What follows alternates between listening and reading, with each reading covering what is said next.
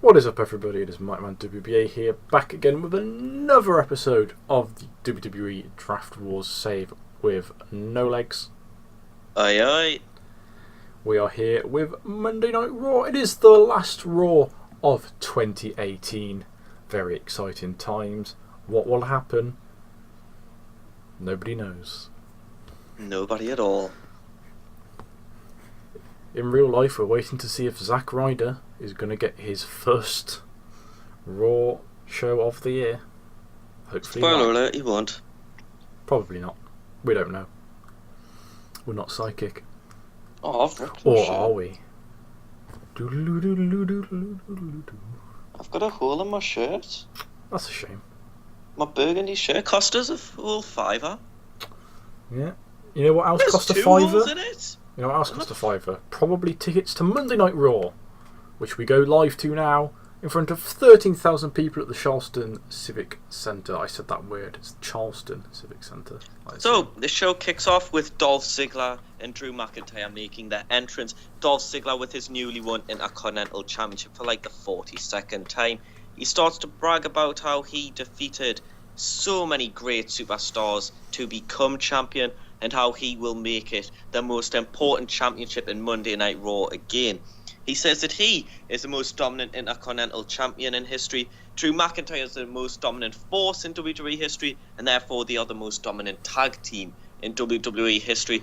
And where the club come out, well, they're not the most dominant club in WWE history, but they proclaim to be the most overlooked team, the most underappreciated team. They beat the Revival week in and week out, and then the Revival get lucky once to become the number one contenders for the tag team titles. Dolph laughs at them, they have an argument, and Carl Anderson, he starts firing shots at Drew. He calls him a nerd, he calls him Dolph's little bodyguard, and Drew says, how about you back these words up in the ring? And they have a wrestling match. At 51, not a great start to the show, not gonna lie, but the wrestling match up next will hopefully be better. Yeah, probably because you let Luke Gallows have a microphone. Aye, nerd. No improvements on that one. As we go into the match, which is much better. 69C+. Ziggler and McIntyre defeat the club when Dolph rolls up Carl Anderson to get the victory. Some solid in-ring performances there, which Mike is going to go through now while I try to sort out this hole in my shirt. Yeah, Dolph Ziggler with a 79, very impressive, carrying the match. Drew McIntyre and Carl Anderson with 61s, while Luke Gallows has a 53, so just below everybody else. Carl Anderson improving in performance skills. As I take a small sip of my drink because I've decided I can't talk at the minute, apparently. Well, my shirt is fucked, and do you know what else is fucked? Ronda Rousey's championship reign if Alexa Bliss wins tonight. We have Alexa Bliss versus Sasha Banks for the contendership for Ronda's championship. Alexa Bliss, she wants that championship. She wants to be the champion the fans can be proud of, and she wants revenge for when Ronda Rousey took that championship from her all the way back at SummerSlam, I believe it was. Can Alexa Bliss defeat Sasha Banks? Find out tonight. Could be SummerSlam, I'm not entirely sure. 65C there. Or was SummerSlam where she got it with the Money in the Bank title? I don't know. No, that was Money in the Bank where Alexa won. Yes, it was. You are correct. So I think it was Right. SummerSlam. We move on. We then have a decent match where Alexa Bliss defeats Sasha Banks in 10-17 by pinfall with a Twisted Bliss after a seemingly forced distraction from Mickie James. Quite a solid match there. Sasha was really off her game, which really implemented the match rating being lower than it probably should have been there. But an impressive performance from Alexa Bliss grabs her the victory, and at the Royal Rumble, it will be Alexa Bliss versus Sasha Banks. No, Bliss versus Boss. No, wait, it'll be Alexa versus Ronda, sorry. I'm going to have a drink. What you've done Mike, there take is it made a away. mic mistake. But yeah, very impressive performance by Alexa Bliss for that 67. A disappointing one for Sasha Banks with a 54. But Alexa Bliss goes on to face Ronda Rousey at the Royal Rumble. And that should be a very good match indeed. Yeah, I apologise. I got caught up in how good that match could have been. We might have to have a rematch between these two women some point down the line to just let them express just how good they can be. What's next, Mike? I don't know. You booked this. You're next, says Bill Goldberg. As up next, we have Bill Goldberg. Just kidding. We have a 68C plus. It's Bray's next victim. Kurt Angle is backstage with Mike Chioda. And you're probably thinking, what's Mike Chioda doing there? With well, no Kurt picture. Angle has just given Mike Chioda a little instruction. He says that the referee for the next match can't make it, so Mike's going to have to run out there now, and he's going to have to sit down in the ring, prepare it, wipe down the ropes, because he's now refereeing the next match. And then Maria Kanellis storms into the room. She slaps Mike Chioda for looking at her silly. She hasn't slept. She's got bags under her eyes. She's got bags in her hand because she's had to buy a little new Prada handbag to store her brass knuckles in case Bray Wyatt comes for her. She's not sleeping. She's not taking her sleeping pills. She's completely out of it. Even the Ben is terrified of Bray Wyatt now. She begs, she pleads for Kurt Angle to do something about the Bray Wyatt Mike Kanellis situation. And Kurt Angle says that, you're right, I guess I should notify the authorities. And she says, notify them? This happened weeks ago. My husband could be dead, goddammit. And he's like, well, why haven't you called the police? And she's like, that's not the point, Kurt. And then she storms away, and she's all angry and scared because she hasn't seen her husband in weeks. I really thought you were going to say she had to buy a new Prada handbag to keep the baby in. Oh, no. But luckily, you went a bit safer than that. Yeah, I went for the safer option, which is brass knuckles. And by the way, Mike Chioda, not a mistake in this segment, like most of Aiden English's run on SmackDown. He was meant to be there. It was important for the storytelling of the show. It was meant to be. And up next, refereed by Mike Chioda, and it actually is, because I made sure. Boom. 68C plus. Jey-Uso defeats Dash Wilder in about 6 minutes with a super kick. Oh, what a super kick. Fucking hell, Jey-Uso actually did quite well in that singles match. Tell you what, Yep, an so- announcer should repeat that over and over again every time one happens.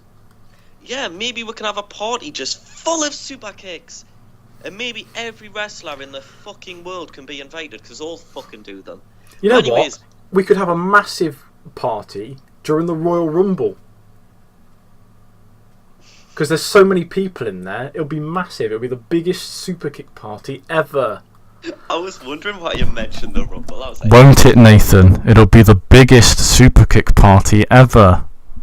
that is the scariest thing I've ever heard in my life. Yeah, if probably you have think to- that sounded terrifying watching that at home, it's 1:30 in the fucking morning, and I've just heard that echo through my fucking phone. I'm terrified. Probably And do you gonna know have what to else is edit that. terrified? The Revival, because they've just had Dash Wilder lose to Jey-Uso there. How are they meant to win the tag team titles at the Royal Rumble now? The Usos have all the momentum going into this one. Because they're a well-oiled team and they cheat. Maybe the Jey-Uso. Revival are the better team, but the Usos are better singles wrestlers.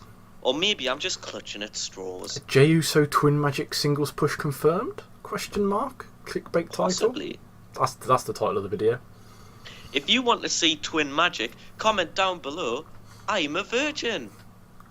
I mean, they're going to comment that anyway because they're watching our videos. Hey Hey. guys. Hey Soja. You're the only one I know who watches. You comment. Happy birthday. Happy birthday.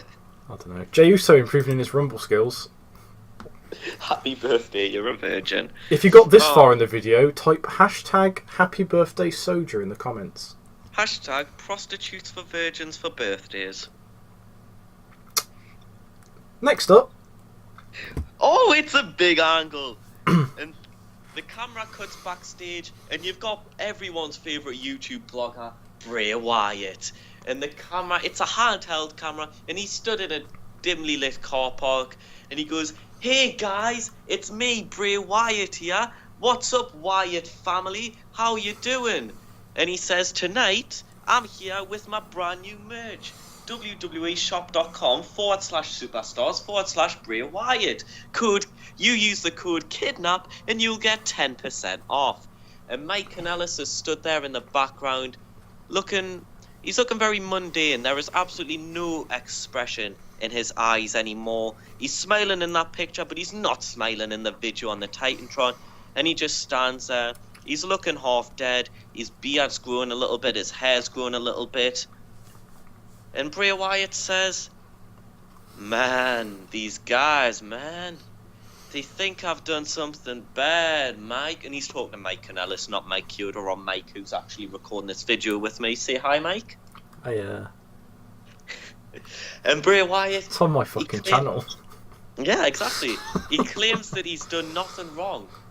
You know, he's like Snitsky. It's not his fault. He says that he's trying to help Mike Kanellis. He's trying to show Mike that there is more family than just a wife and a child. Who needs a wife? Who needs a child when you can have Bray Wyatt and the Fireflies, man? Who needs They're a wife trying and to kids hold when you us could have down. JoJo?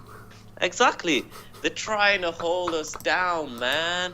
And then Bray Wyatt ends the video as a suspicious-looking truck enters this frame, and Maria Kanellis runs out the ringside, but just as she gets there, the camera cuts off as she sits there crying like Natalia when Ruby Riott snaps her glasses in half. Ooh, won't that be an old reference by the time this airs? I mean, that happened, what, November? Yep. And this will be uploaded probably the middle of Jan, maybe the end of Jan. I'm expecting February, bro. Ruby Riott's probably been released at this point.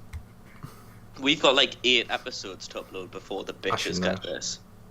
She won't be released. They need people for the tag division. Yeah, I like Ruby Wyatt. But anyways, what happens next, Mike? We have a 55C minus in a match that isn't as fun as that last angle. Peyton Royce rolls up Emma Moon in 4.5 minutes after a distraction from Billie Kay. Emma Moon did very well, but not well enough to win the match. Yeah, 60 in ring performance is good. 48's not bad for Peyton. Billie did some good work at ringside. Yeah, so last week, Peyton Royce and Billie Kay defeated Ember and Natalia on Uprising. This week, Peyton beats Ember. Can Ember and Natalia finally get one over on the Iconics? Yeah, Peyton improving in Rumble skills. My voice is all over the place today. Yeah, and she's improving just in time for the Royal Rumble. Who do you think will win the Royal Rumble? Leave your predictions down below, you dirty bastards. Peyton Royce. Next up, 77B. Seth Rollins is backstage for an interview. He promises to become Universal Champion. He's never won it, and he wants it. He wants that big red belt. He was in the first ever Universal title match. He lost to Finn Balor at SummerSlam 2016. 2.5 years later, it's Seth Rollins, it's Finn Balor for contendership for that championship tonight in your main event. Who says Raw doesn't have history lessons? most people. Yeah, well, fuck those people. 77B, not bad. We move on to what I'm assuming is a match. Yep. 3-way match. Rusev defeats Bobby Roode and Shelton Benjamin by submission with the accolades. 73 being minus solid match. Solid in-ring performances there for Roode and Shelton. Rusev did great, and Rusev taps out Shelton to become the #1 contender to the Intercontinental Championship. And finally, Bobby Roode loses a match that's not by roll-up. Yeah, it's a big day for just Bobby. By not being good enough to not lose. Yeah, exactly. I mean, in some ways that is an improvement, and that's also a victory in some ways, which means that technically maybe Bobby Roode's #1 contender. I mean, obviously he isn't, but in some ways he is. I'd like to imagine he's the #1 contender for our hearts. He's walking disappointed backstage and Shelton just sneaks up behind him, gets the small package just to get his heat back. Excellent. No improvements, but a good match rating. Rusev doing bits. He is, yes. Next up. So, Kurt Angle stood backstage and he makes an announcement. He says, next week, it's a New Year's Day edition of Raw. It's a new dawn. It's a new day. Yes, it is. Bomb. And he says that next week on that special edition of Raw, it will be the 2018 Monday Night Raw Slammy Awards. They are back, bitches. And it's going to be a big episode. And we are going to have the debut of a new superstar. Ooh. Who's that new superstar? Find out next week. Isn't that fun? But anyways, Zelina Vega storms into the room and she says that she's not happy. Andrade Cien Almas is the hottest superstar in Monday Night Raw. And he's a pretty good wrestler too. And he should have been in that contendership match. Why wasn't he, Kurt? He's been overlooked. We're sick of having him be overlooked. And Kurt Angle says, you know what?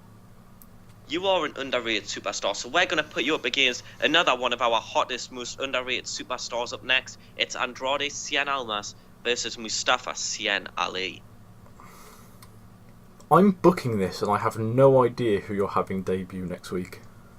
You'll find out next week. I'm hoping, it's my guess, it's either going to be the returning Marcus Corvon or it's going to be Tamina. No, it makes sense. You'll know who it is when you realise. But anyways, what It's happens Tamina. next, Michael? Next up, we have a match. It's 71C plus as Not bad. Andrade Cien Almas defeats Mustafa Ali with the Brillante driver. How long does that match last, Mike? It lasts 9 minutes and 46 seconds. What ratings do these guys get, Mike? Andrade Cien Almas had an in-ring performance of 70. Mustafa Ali had a 62. What improvements do they have, Mike? Fucking nothing. What did you get me for Christmas, Mike? Last year or this year? Because last year I got you John Cena and you haven't put him down since.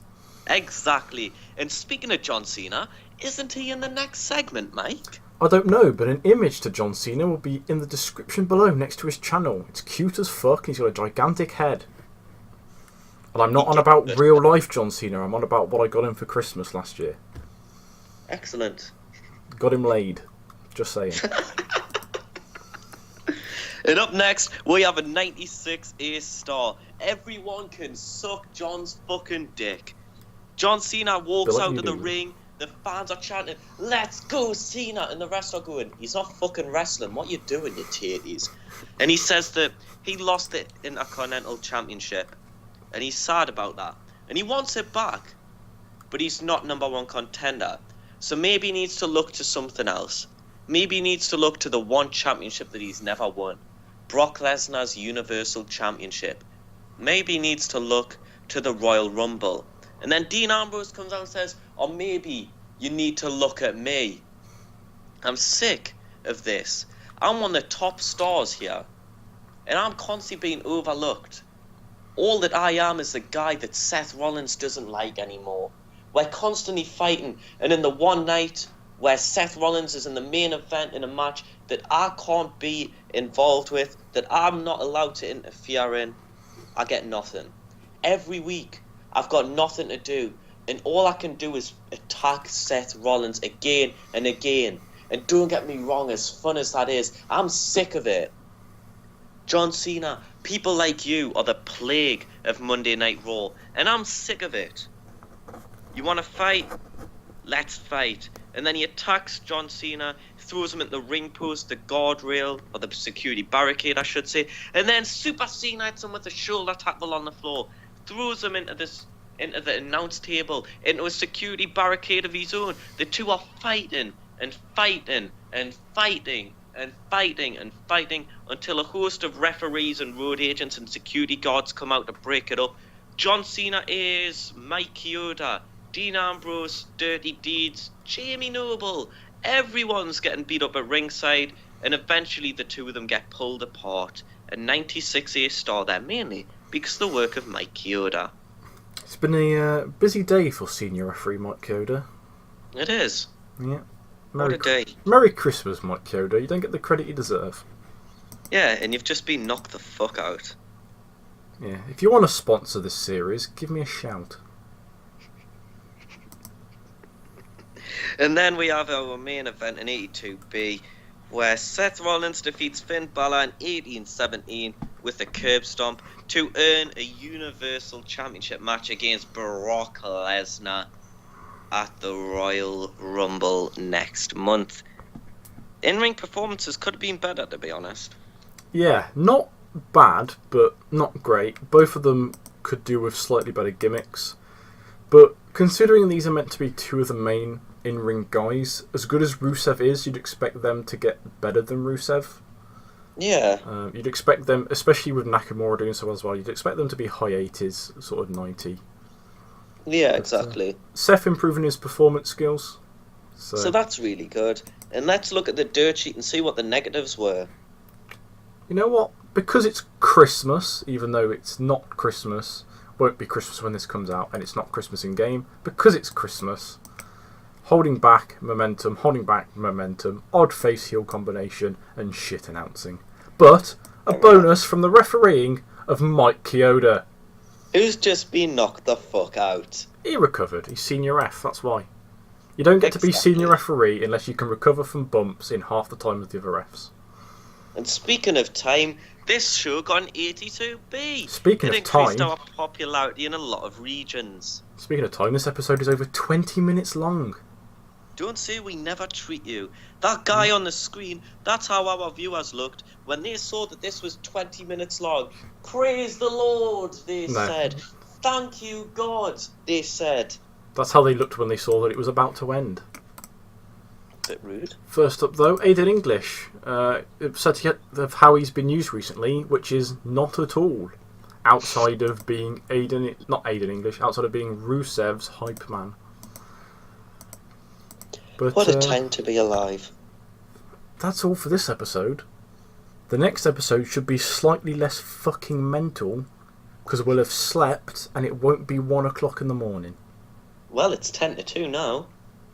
Jesus Christ, I have work at 7. Oh, fun times. Yeah, so, thank you all for watching.